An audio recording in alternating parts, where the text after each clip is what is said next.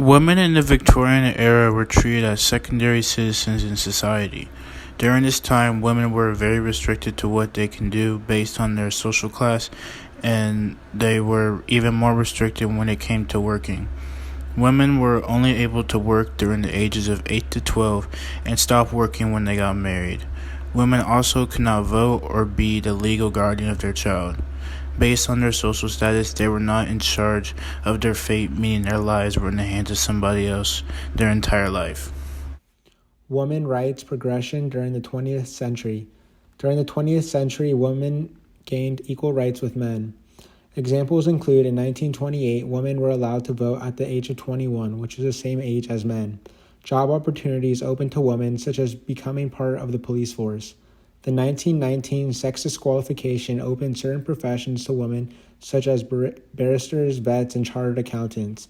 Women, for the first time, were able to become part of the army.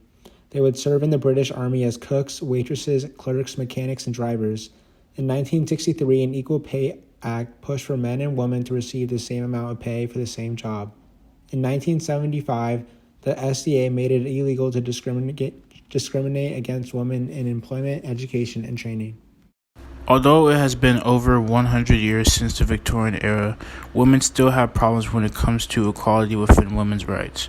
Some problems society sees today are the lack of women in positions of power, not enough women at the table to help make decisions for the country, and sexism. Even though we have came a long way as a society, women still face the issues of domestic violence, increasing divorce, decision-making power, and equality, showing how even though 100 years have passed since the Victorian era, we still have a lot of work to make up for society has done to women.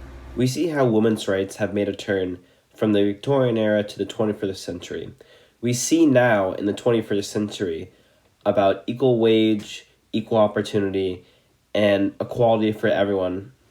And we see how that's shifted from the Victorian era women to now. We see that we have now great leaders that are women.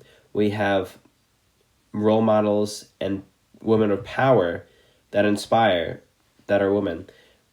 So we just see how it's shifted from just an ideal societal norm to now even more societal norm, where we live in a world where women are powerful and have as much voice as a man has.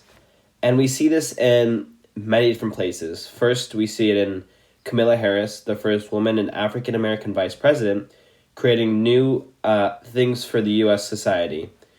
We also see a young 16-year-old Greta Thunberg talk about climate change and what she wants to have happen about climate change. And now she's a great source and advocate for climate change.